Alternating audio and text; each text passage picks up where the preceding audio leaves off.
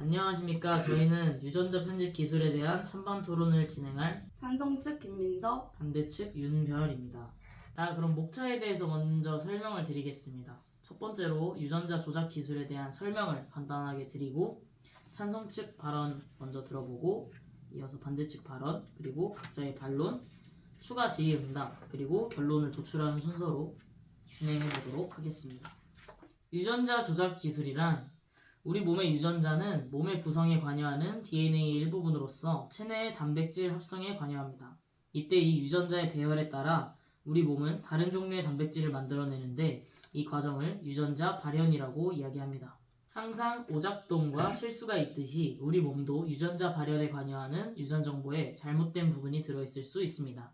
이 문제의 유전자들을 돌연변이라고 부르며 유전자 조작 기술은 돌연변이를 정상 유전자로 조작하는 기술입니다. 유전자 조작 기술은 현재 활용되는 분야가 굉장히 많은데요. 대표적으로 유전자 조작 식품부터 의약품 생산, 바이오 연료 등이 있습니다. 또한 현재 맞춤 의학, 유전병 치료, 인간 수명 연장 등에 관한 연구들도 한창이어서 어느 정도까지 인류의 삶에 영향을 끼칠지는 미지수입니다. 우리나라는 세계적인 수준의 유전자 조작 기술을 갖고 있지만 법적 규제라는 발목에 잡혀 성장을 하지 못하고 있는 상황입니다. 경제협력개발기구 국가들 중에서 체내 유전자 치료를 법률로 금지하고 있는 나라는 우리나라밖에 없습니다. 이어서 찬성 측 발언 먼저 들어보겠습니다. 찬성 측 발언하겠습니다. 저의 주장은 유전자 편집 기술은 우리나라 경제 발전에 큰 기여를 할 것이라고 생각합니다. 그 근거로는 첫 번째, 유전병의 치료 및 예방입니다. 우리나라의 유전자 편집 기술의 한 예시를 들어 설명드리겠습니다. 2017년 우리나라의 유전자 가위 기술이 인간의 배아 유전자를 조작하여 선천성 심장병을 예방할 수 있는 새로운 방법을 찾아낸 일이 화제가 됐습니다. 김진수 유전체 교정 연구단장 연구팀과 슈트라트 교수팀이 비후성 심근증을 유발하는 돌연병의 유전자를 교정하는 데 성공했습니다. 이를 통해 원래 50%의 확률로 유전되던 이 질환이 72.4%로 유전되지 않도록 만들었습니다. 하지만 이 연구는 미국에서 이루어졌고 한국의 유전자 가위 기술이 큰 역할을 했음에도 불구하고 외신에서는 이 연구 결과 성과를 슈트레트 교수팀의 공으로 보도하였습니다. 과거의 황우석 사태로 인한 생명윤리법 강화가 우리나라 미래 산업 발전에 큰 제약을 주고 있는 것입니다. 두 번째 근거는 삶의 질 향상입니다.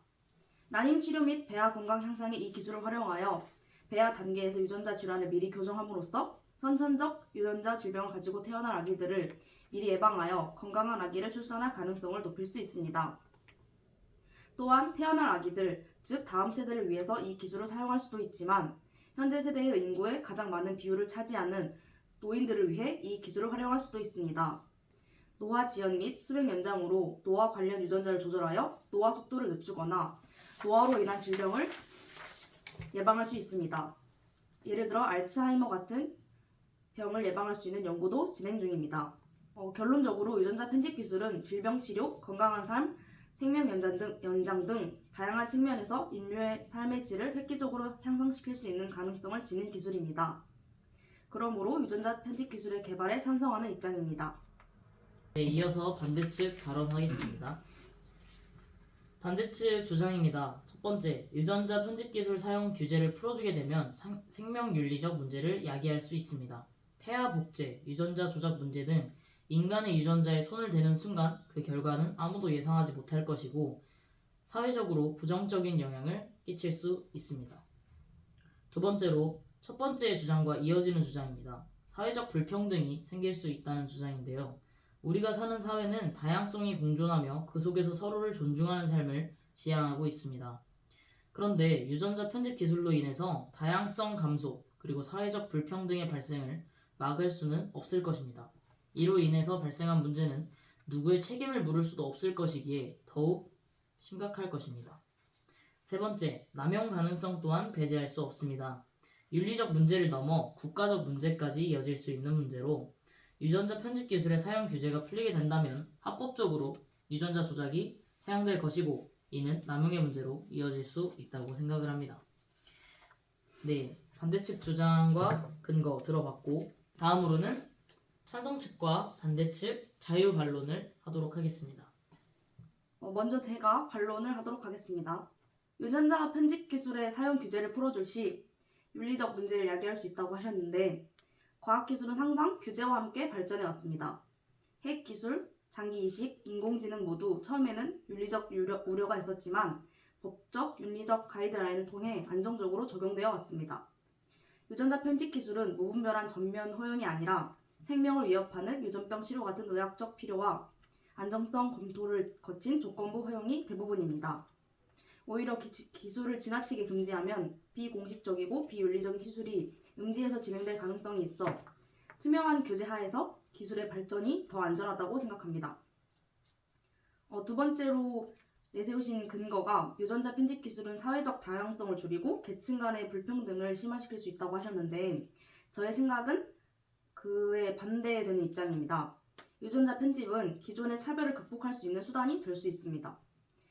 예를 들어 장애나 유전병으로 차별받는 이들이 건강하게 살 수 있도록 하는 기술인데 국가와 국제기구가 공정한 접근성 정책을 세우면 부유층만의 기술이 되지 않도록 조절할 수 있습니다.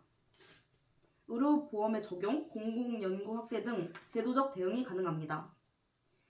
그리고 다양성은 생물학적 차이뿐 아니라 문화, 언어, 가치관 등 비유전적 요소에도 충분히 유지됩니다. 유전자 편집이 인간다움을 해친다고 단정짓는 것은 지나친 우려일 수도 있다고 생각합니다. 그리고 마지막으로 주장하셨던 그 근거가 유전자 편집 기술이 남용될 가능성이 크고 국가적 문제로 번질 수 있다고 말씀하셨는데 기술의 남용 가능성은 어떤 기술에서든지 존재한다고 생각합니다. 어떻게 보면 자동차도 무기로 사용될 수 있지만 면허 그리고 법률 교육을 통해서 대부분 안전하게 이용됩니다. 오히려 기술을 공식적으로 인정하고 법제화한다면 남용을 예방할 수 있는 수단도 함께 마련될 수 있습니다. 그와 같은 예가 감시체계, 전문가 윤리 수준, 국제협약 등이 있습니다. 위험함으로 사용 금지라는 접근보다는 위험 요소를 인지하고 통제하면서 기술을 유익하게 활용하는 방향이 과학 발전의 올바른 길이라고 생각합니다. 네, 이상 찬성 측 반론을 들어봤고 다음으로는 반대 측 반론을 들어보도록 하겠습니다. 첫 번째로 저는 유전병 치료 예방이라는 주장을 내세우셨는데 유전병 치료를 목적으로 하는 유전자 편집 기술의 발전은 저도 긍정적으로 바라보고 있습니다. 다만 그 규제를 허용을 하였을 때 정말 그 목적에 맞는 유전자 조작이 이루어질지는 미지수입니다. 규제가 풀림과 동시에 조작으로 인한 부정적 사례들이 나올 수 있으며 이에 따른 대책을 마련한다고 해도 그 기준이 모호하여 제대로 마련되지 않을 것이라고 생각을 하기에 피해가 더욱 커질 것이라고 생각을 합니다.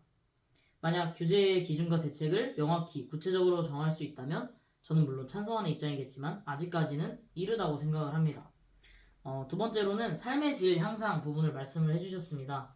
난임 치료, 배아 건강 향상, 노화 속도 감소 이런 거를 말씀을 해주셨는데 이 부분 역시 꼭 필요하고 정말 공감되는 부분인데 그 치료 과정에 있어서 사회적, 윤리적으로 배아에 대한 유전적 편집 기술이 행해지는 것 자체에 저는 문제가 있다고 생각을 했습니다. 노화를 늦추는 것 역시 인간의 순리를 거스르는 것이라고 생각이 되었고 결론적으로 매우 필요하고 좋은 영향을 줄 수 있지만 윤리적인 관점에서 봤을 때 그리고 사회적인 관점으로 봤을 때 약간 어긋나는 방향으로 이어질 수 있다는 가능성에 좀 힘을 실어서 반론을 해봤습니다. 찬성 측과 반대 측 반론을 모두 들어보았고 이제 반론을 들으면서 추가적으로 질문할 추가 질의응답 시간을 가져보도록 하겠습니다.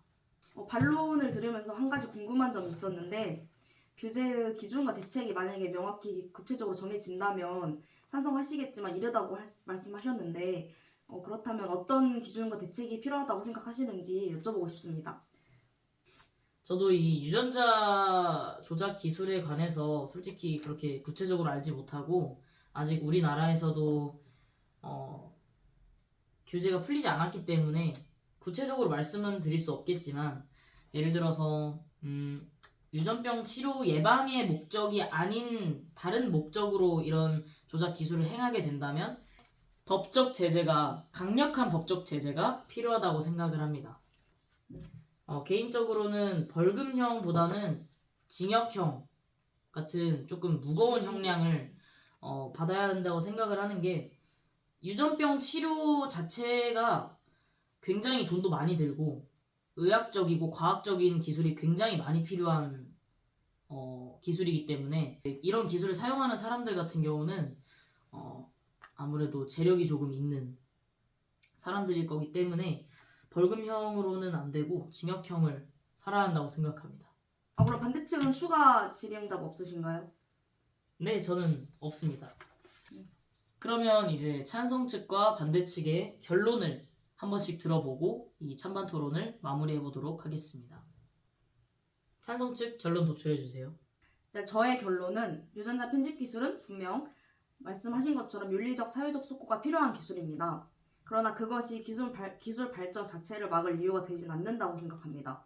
오히려 우리는 투명하고 공정한 규제 체계를 마련함으로써 유전자 편집 기술을 인류의 건강과 삶의 질 향상에 기여하도록 유도해야 한다고 생각합니다. 네, 반대 측 결론 도출하겠습니다. 유전자 편집 기술은 인간에게 편리한 삶과 건강한 삶을 보장해 줄 수 있으나 그와 동시에 부정적이고 위험한 삶을 제공할 수도 있습니다.